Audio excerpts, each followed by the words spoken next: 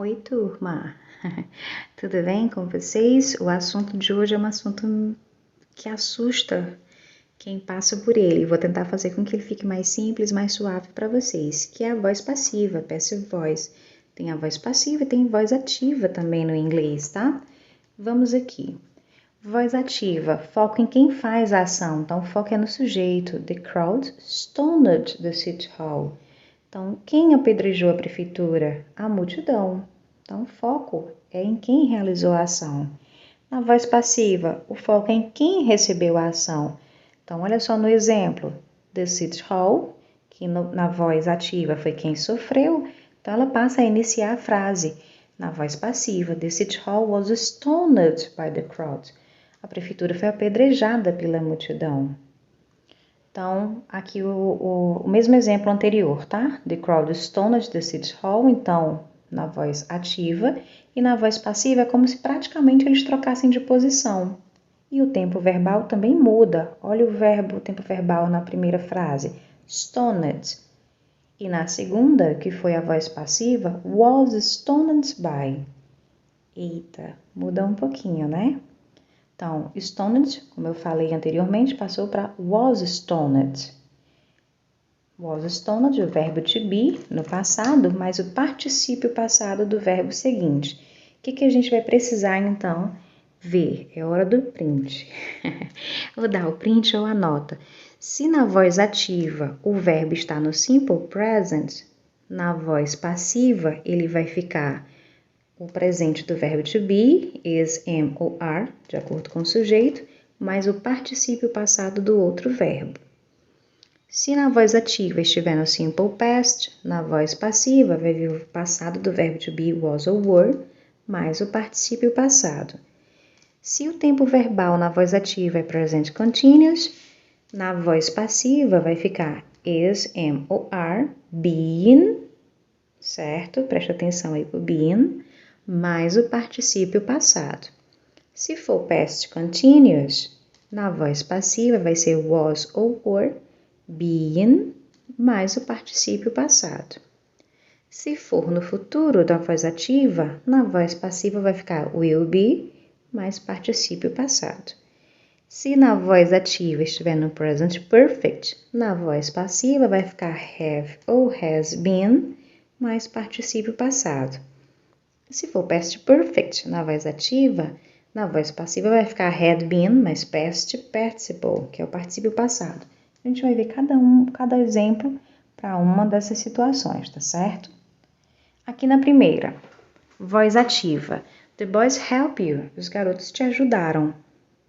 Olha a voz passiva. Quem sofreu a ação inicia a frase you. E aí lembra lá do presente? Se está na voz ativa no presente simples, na voz passiva, vai estar o presente do verbo to be, mais o particípio passado do verbo, que o verbo aí na frase é quem? Help. Então, quando ficou the boys help you, os garotos te ajudaram. Na voz passiva, you are helped by the boys. Você foi ajudada pelos garotos. Tá? Então, não tem muita dificuldade. Se eu quiser adivinhar, vai ficar difícil. É só eu seguir a regrinha da tabela que eu passei agora anteriormente. Segundo exemplo, se for no passado, a policeman found the missing bag. O policial achou a mala perdida, a bolsa perdida. Então, quem sofreu a ação vai iniciar a frase na voz passiva, the missing bag. E agora, como é passado, tem que ter quem? Passado do verbo to be, mais o particípio passado do verbo, que era found. The missing bag was found by a policeman. Certo? A bolsa perdida, a mala perdida foi encontrada pelo policial. Present continuous. Voz ativa. My father is washing the car. Meu pai está lavando o carro. Voz passiva. Quem sofreu a ação? O carro. Então, ele que vai iniciar a frase. The car is being washed by my father. É só a regra, gente. É o verbo to be, mais o being, lembram que eu até mandei vocês prestarem atenção ao being, mais o particípio passado do verbo. Tá feita a voz passiva. Past continuous. Mary was watching a film. A Mary estava assistindo um filme. Então, voz passiva. A film was being watched by Mary. O filme estava sendo assistido pela Mary. Só seguir a regra. Future. Mark will buy a new computer. O Mark vai comprar um computador novo. Voz passiva. A new computer will be bought by Mark. Então, um computador novo vai ser comprado pelo Mark. Certo? Tô vendo umas carinhas surpresas. Present perfect. Kelly and Mike have paid all the bills.